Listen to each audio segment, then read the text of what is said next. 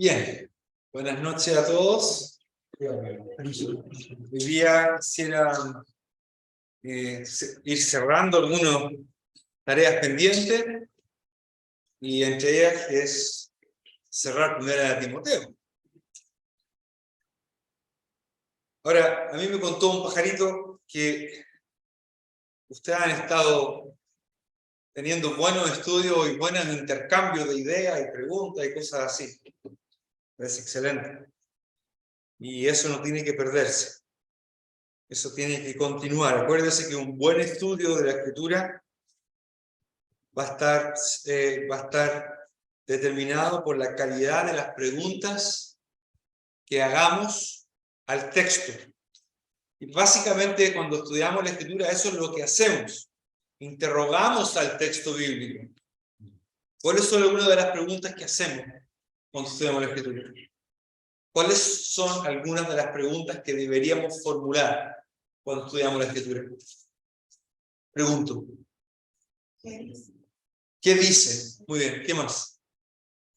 ¿Por qué? ¿Qué más? ¿Ah? Por eso no es una pregunta. ¿Cómo interrogo yo al texto? ¿A quién va dirigido? Bien, ¿a quién va dirigido? ¿Por qué aparece esta porción aquí? ¿Qué tiene que ver con el contexto? ¿Cuál es el tema de la carta o del libro? ¿Qué significa? ¿Ah? Son algunas de las preguntas que siempre tenemos que formular. ¿Okay? ¿Por qué el autor escogió este vocablo y no escogió este otro vocablo? Obviamente, el tiempo no siempre nos va a permitir ir con tanto detalle en una reunión como esta. Y aunque tuviéramos todo el tiempo del mundo, tampoco nunca vamos a agotar toda la riqueza de un texto. Bueno, vamos a leer ahora, voy a leer desde el versículo 3. Del capítulo 6, 1 Timoteo, capítulo 6, el versículo 3. Si alguno enseña otra cosa, el vocablo aquí es heterodidaskaleo, que aparece ¿dónde? Al principio de la carta. En 1 Timoteo 1, te rogué que te quedases en Éfeso para que mandases a algunos que no enseñen diferente doctrina, heterodidaskaleo. Y hasta donde yo sé, son las únicas dos ocasiones en las cuales esta palabra aparece. En el Nuevo Testamento es una sola palabra. Enseñar diferente doctrina, para nosotros es una frase. Enseñar diferente doctrina, son tres palabras. En griego, en una sola palabra. Heterodidaskaleo. Enseñar algo diferente. Y aparece 2 veces solamente este vocablo en todo el Nuevo Testamento. Este vocablo griego. Eso es lo otro. Si usted busca la palabra doctrina en español, en una concordancia, le va a aparecer un montón de veces. Pero eso no es la palabra que nos interesa. ¿Cuál es la palabra que nos interesa? Enseñar otra cosa, que es una sola palabra. Ahora, hermano Manuel, heterodidaskaleo aparece al principio de 1 Timoteo. Y ahora aparece al final de 1 Timoteo. Cada de cajón, ¿verdad? ¿Qué estarán formando? Yes. Por tanto, ¿cuál será el tema principal? O al menos uno de los temas centrales de los ejes, como se ocupa de los políticos hoy día. De los ejes centrales de la... ¿Cuál será ese tema o uno de los temas centrales para Pablo al escribir esta carta? El enseñar algo diferente Y si se enseña algo diferente, entonces es falso. ¿Okay? Si es diferente, ser diferente no es malo siempre. Ustedes saben que juego tenis, me encanta jugar tenis, estos días he podido jugar y todos los jugadores son diferentes. Algunos son muy buenos, y yo tengo algunos que somos bien parejos y jugamos muy diferente. Tenemos diferentes técnicas, diferentes maneras de pegarle a la pelota. Algunos le pegan más plano a la pelota, otros le pegan con más efecto a la pelota, que es lo que yo hago. Está bien. Pero cuando se trata de la enseñanza bíblica, si algo es diferente, usando el vocabulario que Pablo ocupa a los Gálatas, un evangelio diferente, entonces es malo. Falso. ¿Es la misma palabra? ¿En Gálatas? No. Bueno, sí, aparece la palabra heteros, que aparece aquí, pero esto es una palabra compuesta, heterodidascaleo, es una palabra compuesta que es muy común en griego. Hacen palabras juntas. Es como si nosotros hiciéramos la palabra enseñar diferente, una sola palabra. Y uno puede distinguir que son partes diferentes, pero funcionan como una sola palabra. ¿Okay? La palabra que está incluido en eso, que es evangelio. ¿Dónde? ¿En Gálatas? Sí, una sola palabra.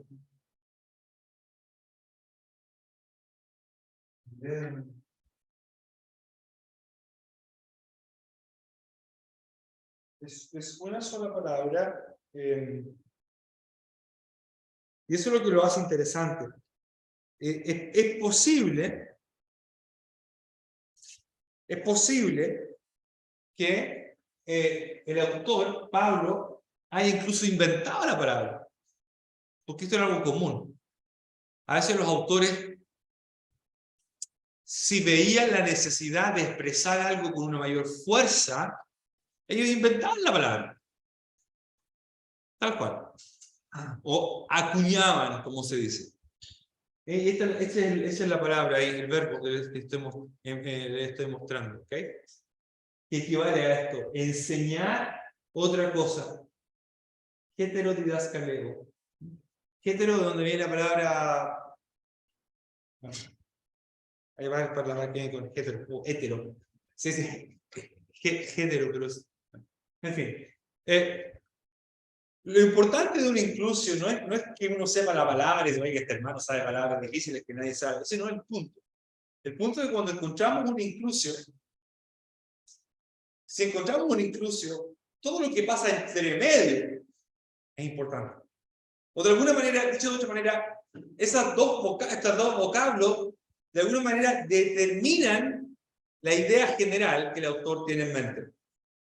Pablo dice entonces, si alguno enseña otra cosa y no se conforma, no se ajusta, ¿qué dice la NBI? Si alguien enseña falsa doctrina, claramente interesante lo que hace una traducción. La traducción aquí derechamente dice falsa doctrina. Pero no es eso lo que significa heterodidascaleo desde el punto de vista etimológico. Pero lo que importa en el significado de una palabra no es su etimología, es cómo se usa. Eso es lo que determina el significado de una palabra, es cómo se usa. ¿Ok? En español tenemos nosotros, en Chile, tenemos palabras que pueden ser usadas, que se escriben igual, pero que dependiendo de cómo se use, puede sonar bien o puede sonar mal. ¿Verdad? Cuando uno lo invita, cuando uno anda con un amigo y quiere que lo invite a una bebida porque no tiene plata, ¿verdad? ¿Qué es lo que le dice al amigo?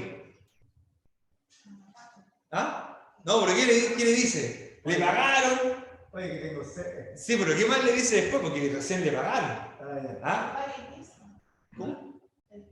No, no sé, a lo mejor no lo ocupan en San Felipe. Pero, No, manifiéstate con una. manifiéstate, me dice, oye, rájate con una herida. ¿Ya? ¿No lo has escuchado? Sí. Rájate con una herida. ¿Ya? O con un sanguchito. Ya, y en ese contexto no importa, pero esa misma palabra puede significar algo malo en otro contexto. Pero es la misma palabra. Se escribe igual. ¿Qué es lo que determina un significado u otro? Es cómo lo uso, dónde lo uso, con qué tonalidad lo ocupo. ¿Se entiende? Y en este caso, miren lo que hace la NDI. La NDI dice, enseña falsa doctrina. Pero literalmente, etimológicamente, es otra doctrina. Pero es falsa, por tanto está bien. La NTV dice, puede ser que algunas personas nos contradigan, pero lo que enseñamos es la sana doctrina. La NTV fue en otra dirección, es otra cosa que no sé por qué lo dice. Pero no me gustó mucho aquí lo que hizo. Ok. Y no se conforma a las sanas palabras. La palabra sana es donde viene nuestra palabra higiene. Se asocia con la misma la idea, ¿verdad? Hygiaino, higiene, hygiaino. Ahora, en esos días Pablo y los que escriben, ¿saben algo de higiene? En términos médicos, no. Ellos no saben de bacterias, ellos no saben de virus. Si a alguien le da una fiebre, ¿qué es lo que pensaban que era? ¿Ah?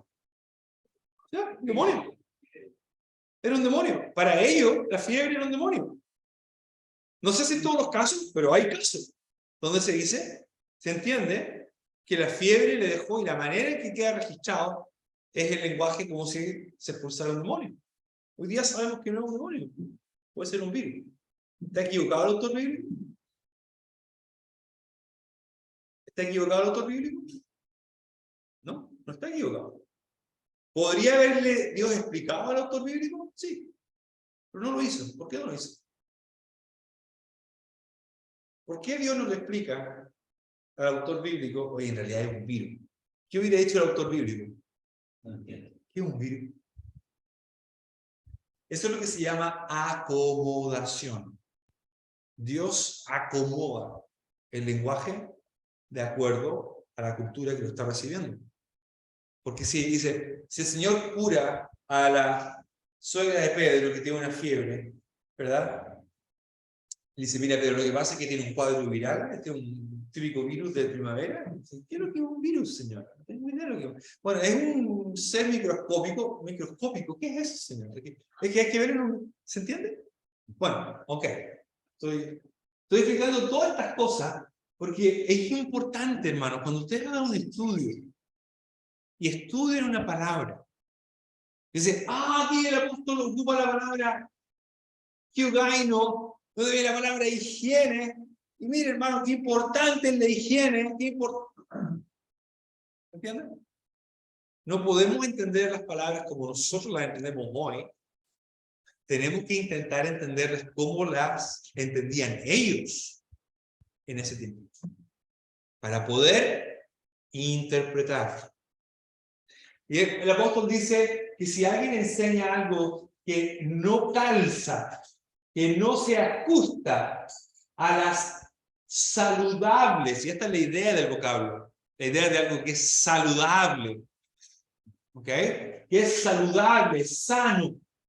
Y palabra obviamente se refiere a la enseñanza de nuestro Señor Jesucristo y a la doctrina. Y a la doctrina que es conforme, que es según la piedad. Esta es una palabra importante en el capítulo 6.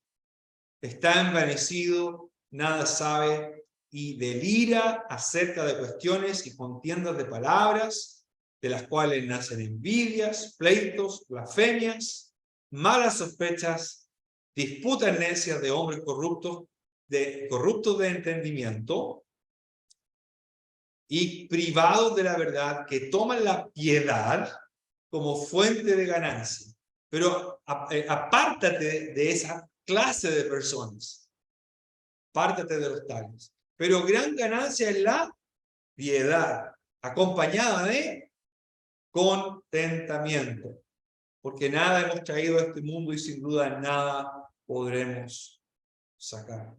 Preparo aquí un poquito porque no vamos a alcanzar a ver todos los detalles. Pero creo que Pablo vuelve a insistir en que hay que pasar a los que enseñen por una prueba.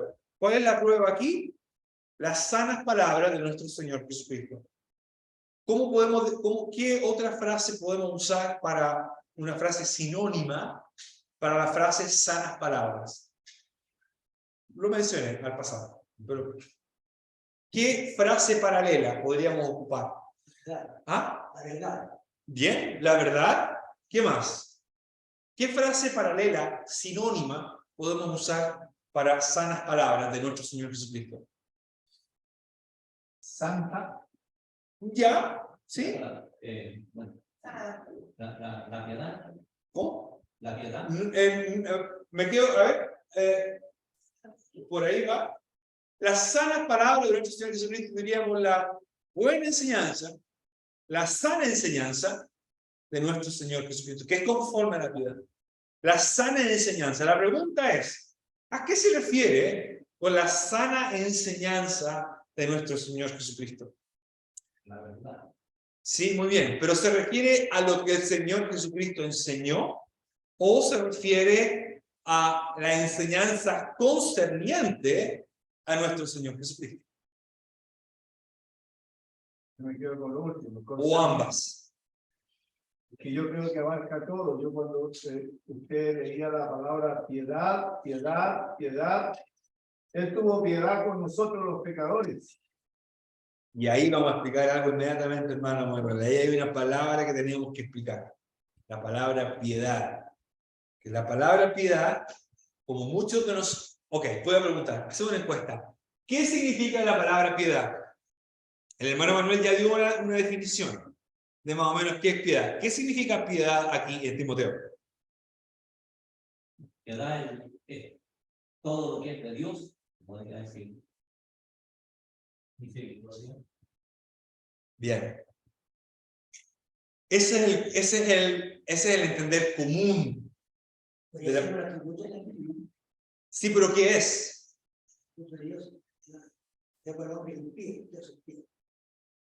Bien, pero ¿qué sería piedad? ¿Por qué Pablo dice, toman la piedad como fuente de ganancia? Gran ganancia es la piedad. Arriba dice la doctrina que es conforme a la piedad. ¿Cuál es la palabra que tenemos que buscar en el diccionario? ¿La palabra piedad en un diccionario español? ¿O la palabra, la palabra eusebia, que es la palabra griega? ¿Cuál es la palabra que tenemos que buscar en el diccionario? Para entender lo que Pablo está diciendo.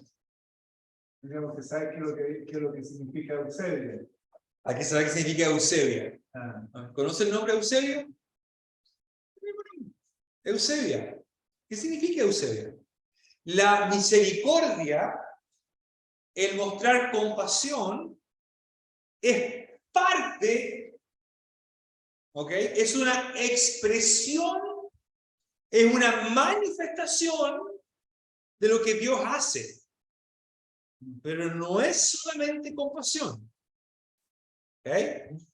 Ten piedad de mí. Es una expresión que no sé si aparece. Tendría que ustedes recordarme si en el Nuevo Testamento aparece esa expresión. Ten piedad de mí. En la parábola, el publicano dice, sé propicio a mí. Pero creo que es otro vocablo ahí, no es Eusebia. Eusebia tiene mucho que ver con lo que decía Miguel. Tiene que ver, y bien lo dice también el hermano Nono, piedad, ¿qué sería lo contrario a piedad? ¿Qué sería lo contrario a piedad? ¿Cuál es su antónimo? Impiedad. que un vocablo similar a piedad es el vocablo pío. Tristemente en español lo asociamos con otra cosa, ¿verdad? Cuando alguien nos dice, cuando alguien nos habla, no dijo ni pío. No tiene nada que ver. Digo, los pajaritos que hacen pío pío, no tiene nada que ver. Lo contrario a pío es impío. Y la palabra piedad, Eusebia, se asocia con Dios, pero se asocia con la idea de relacionarse con Dios. Se asocia con la idea de reverencia. La palabra piedad se asocia con la idea de una relación entre una persona y Dios, y la relación correcta de adoración, de respeto, de reverencia, de temor. Todo eso es Eusebia. Eso es lo que una persona pía es. Una persona pía es una persona que muestra reverencia y temor hacia el Señor. Lo contrario es una persona impía que no tiene temor de Dios. Por eso es un impío. ¿Se entiende? Por tanto, la enseñanza que Pablo tiene en mente aquí tiene que ser una clase de enseñanza que está en conformidad no a la misericordia o a la compasión, sino que está en consonancia con la correcta manera de relacionarse con Dios. ¿Se entiende? La piedad no es, Dios también muestra piedad. ¿Cómo se ve ahí? Porque como pero ese es un uso que nosotros usamos ahora en nuestro tiempo del vocablo piadoso. Porque una persona puede ser piadosa. En el Nuevo Testamento, ¿quién es una persona piadosa? Es una persona que teme a Dios. Pero ¿cómo se refleja eso? ¿Cómo se refleja en términos el carácter de Dios? Ok. ¿Cómo? Bien, pero puede ser con buenas obras, ayudando a los demás. Por eso dice, esta persona es piadosa, porque me está ayudando. Pero la palabra piedad no significa necesariamente compasión y misericordia, más bien es un acto que refleja esa relación de temor y reverencia con Dios que se expresa en actos de misericordia y compasión. ¿Se entiende lo que quiero decir? Aquí hay un buen ejemplo de cómo una palabra llegó, para nosotros significa otra cosa hoy día, pero que originalmente tenía un significado un poquito diferente. No es que esté mal. Si Dios muestra piedad es porque Él es Dios, porque Él es bueno, porque Él es compasivo y todo, pero Eusebia es un término que no sé si se dice que Dios sea Eusebio. Son las personas las que muestran Eusebia. Claro. Más que nada, Eusebia es una expresión de esa relación.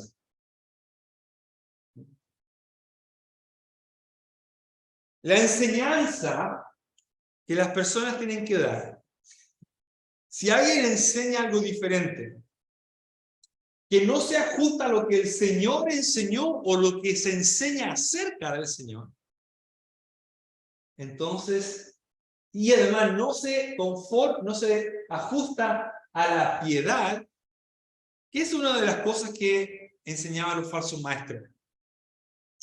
Segundo Timoteo habla de eso también. Sí, bien.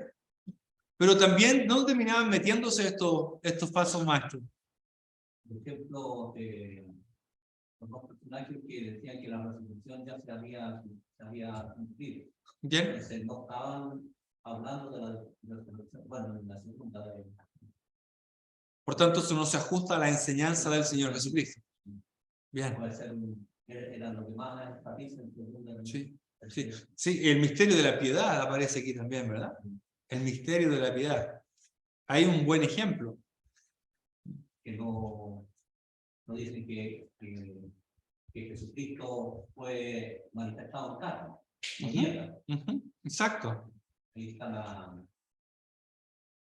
pensaban los antiguos, así que no se podía juntar lo espiritual con lo carnal. Sí, Hay sí, algo que, por eso es que decía que Jesucristo no podía experimentar. Sí, el gnosticismo es lo que básicamente decía que la carne era mala. Sí, muy bien. Bien, excelente. Bueno, si alguien enseña algo que va en contra de eso, entonces es una falsa doctrina. Aquí el versículo 3, 16 de 1 Timoteo dice: indiscutiblemente grande es el misterio de la piedad. Dios fue manifestado en carne, justificado en el Espíritu, visto de los ángeles, predicado a los gentiles, creído en el mundo, recibido arriba en la gloria. Sí, lo vimos en su momento, ¿verdad? Importante.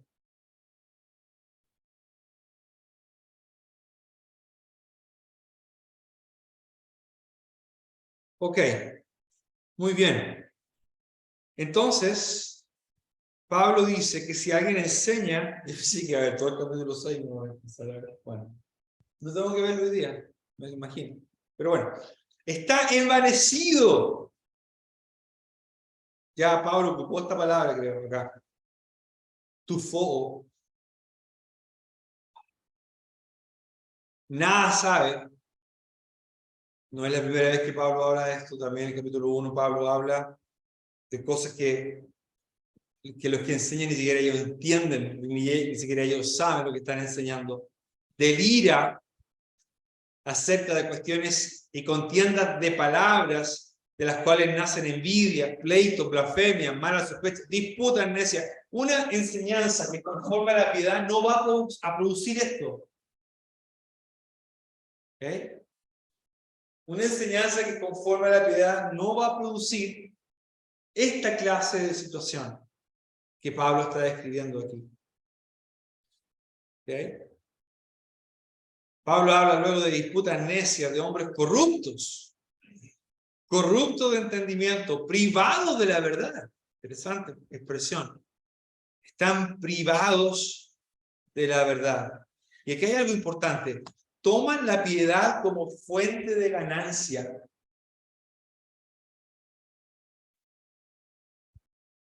Es por esta fuente y otras fuentes más, ¿verdad? Y incluso el mundo antiguo, los que iban enseñando, incluso filósofos griegos, ¿no? Así como ellos se ganaban la vida, enseñando.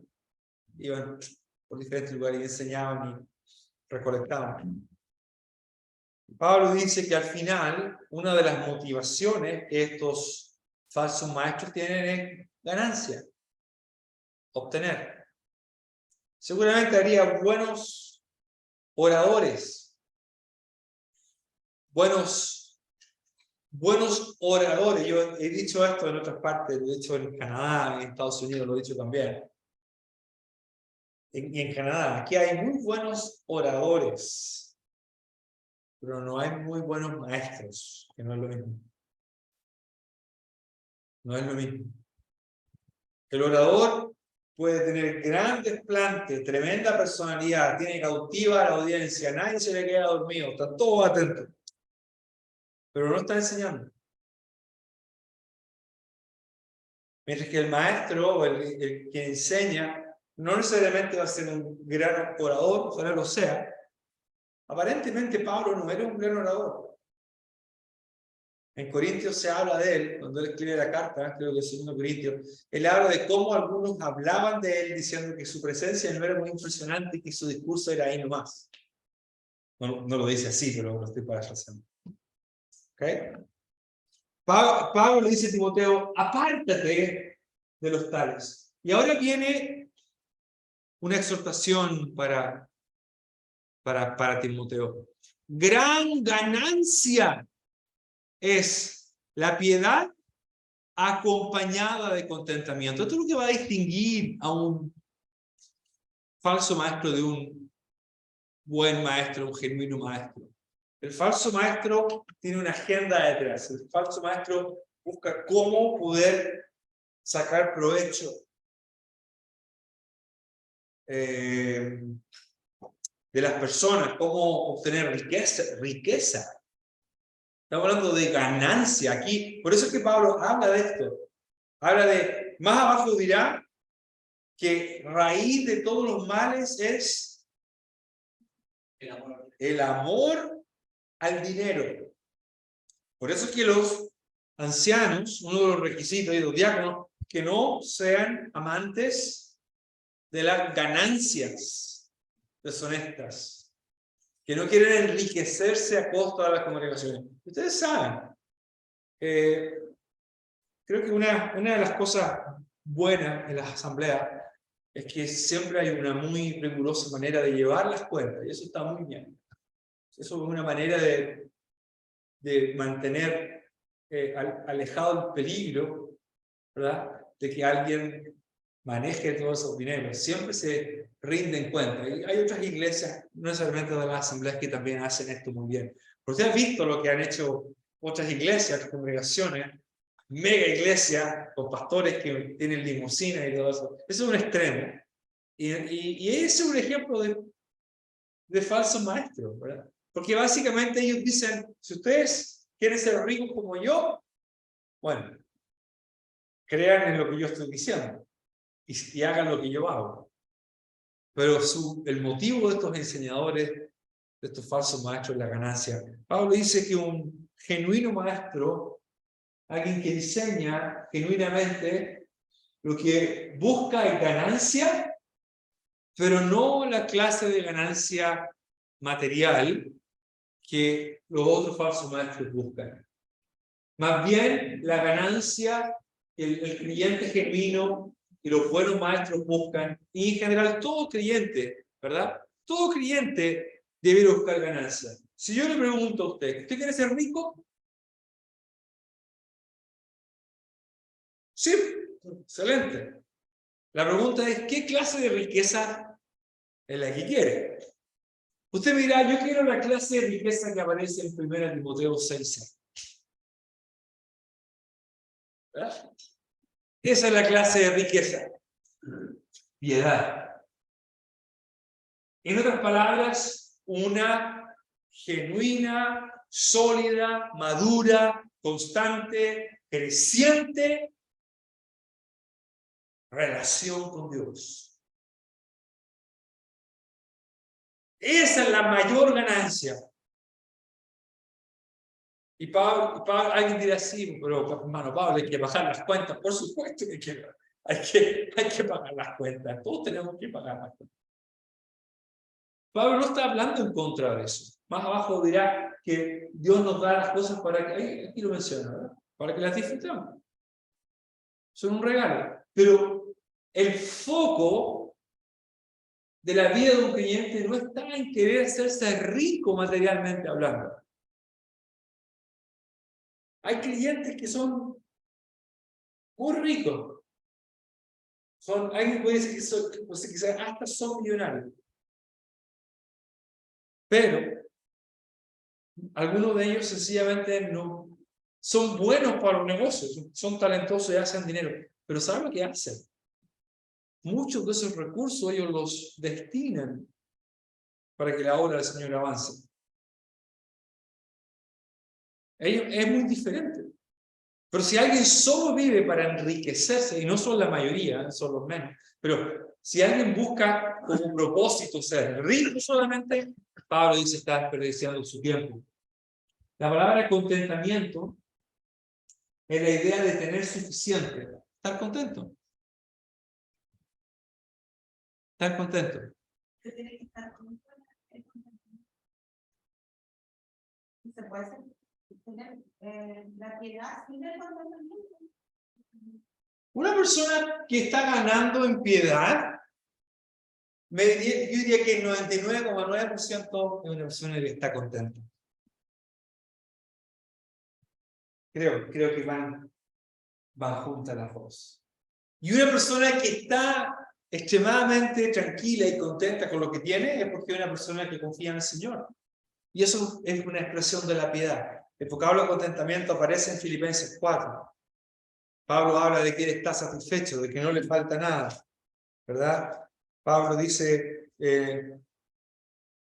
no digo porque tenga no digo porque tenga escasez, 4:11, pues he aprendido a contentarme cualquiera que sea mi situación. Sé vivir humildemente y sé tener abundancia.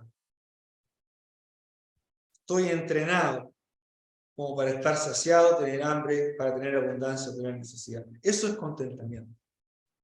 No es simplemente, no es un pensamiento estoico, de decir, bueno, ¿qué le voy a hacer? Es lo que me tocó, es lo que hay. Mucho más que eso. La piedad acompañada de contentamiento, como un completo, ¿verdad? El pan con la vienesa. Usted no puede comerse un completo sin pan. Posible, no un completo. Uno puede comerse un completo sin la vienesa, ya no es completo. ¿Verdad? A veces con los niños echamos bromas y dicen, ¿qué vas a pedir tú? Yo voy a pedir un completo especial, se lo quiero solamente la palta. No es completo, ¿verdad? La piedad y el contentamiento son dos cosas que van juntas. Son juntas, van juntas. Y el contentamiento, obviamente, significa aceptar de buena manera y con gratitud que la situación en la cual estoy o estamos es algo que el Señor permite y que Él es suficiente para todos. Y luego Pablo recuerda por qué es tan bueno invertir en la piedad y el contentamiento. ¿Por qué? Porque nada hemos traído a este mundo.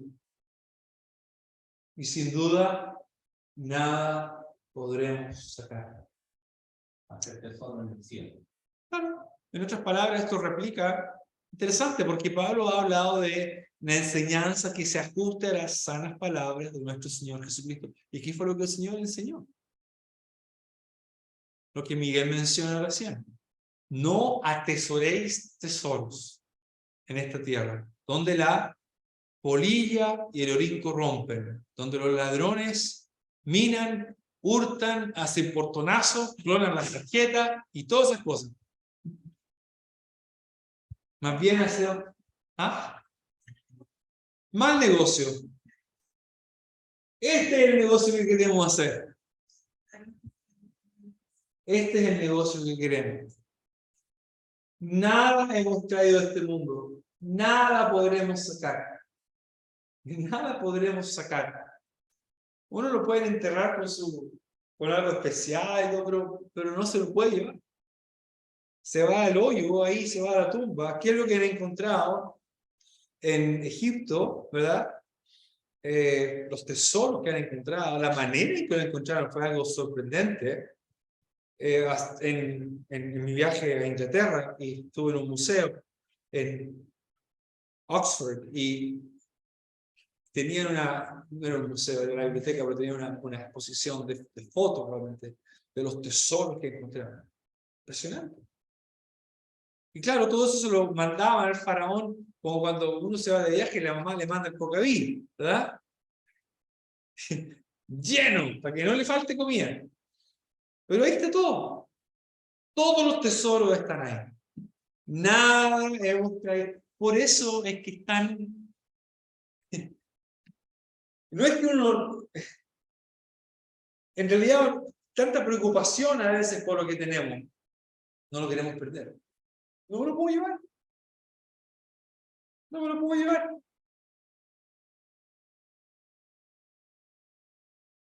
Así que, dice Pablo, teniendo sustento y abrigo, estemos contentos. Estemos contentos con eso. Sustento y abrigo. Porque los que quieren enriquecerse, Pablo ahora da la razón. ¿Por qué es peligroso? ¿Por qué es peligroso querer hacerse rico?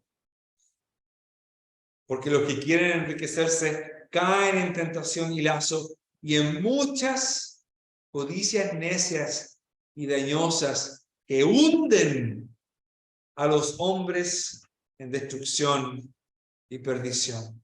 Porque raíz de todos los males es el amor al dinero. Y esto es lo que hace el dinero. El dinero, yo siempre le digo a mis niños, y me carga el dinero. Me carga el dinero. Encárgate. Pero esas son las condiciones. Hay que pagar el arriendo, hay que pagar los puentes, hay que pagar esto, hay que pagar lo otro. Todo hay que pagar. Todo hay que pagar.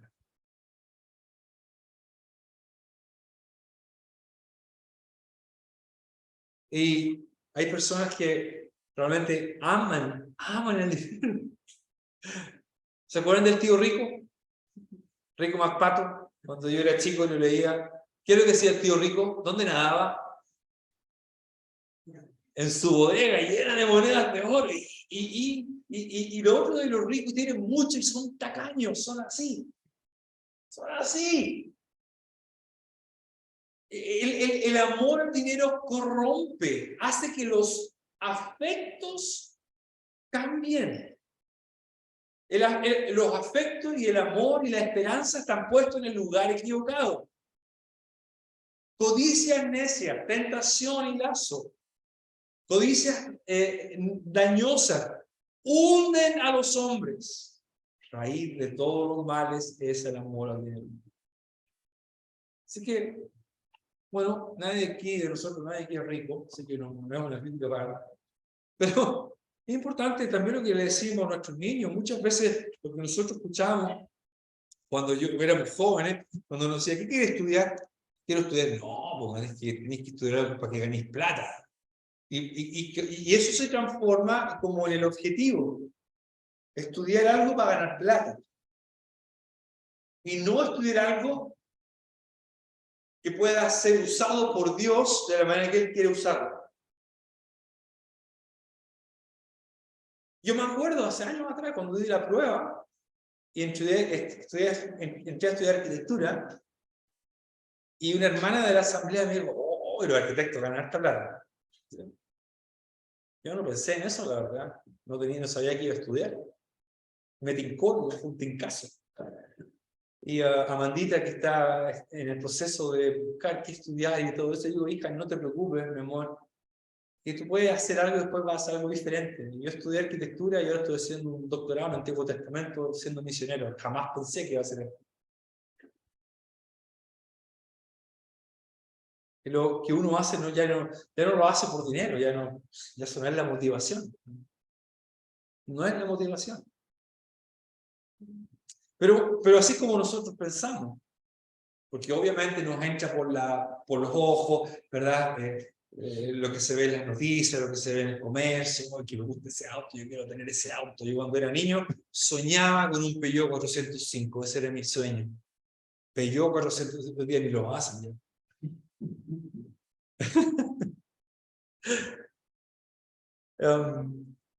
Un Peugeot 405, ese era mi sueño. Cuando niño, bien niño, ya después ya. El punto es, hermanos, es que el poco tiempo que tenemos en esta vida, tenemos que invertirlo bien. El dinero lo necesitamos porque hay que vivir, hay que pagar las cuentas y todo eso. El Señor provee. El Señor provee de lo necesario. Eso no debiera ser nuestra prioridad. Lo material nunca debiera ser nuestra prioridad. Lo material pasa. Y me da pena ver a veces creyentes que dedican tantos recursos, tanta energía para obtener algo que no están seguros si van a poder retener. Así que, bueno, interesante. No alcanzamos a terminar. A ver si el otro viernes podemos terminar el capítulo 6 de 1 Timoteo. Mucha enseñanza aquí. Si ven a un pastor por ahí o un predicador que tiene mucha plata, que algo no anda bien. Algo no anda bien, algo anda mal.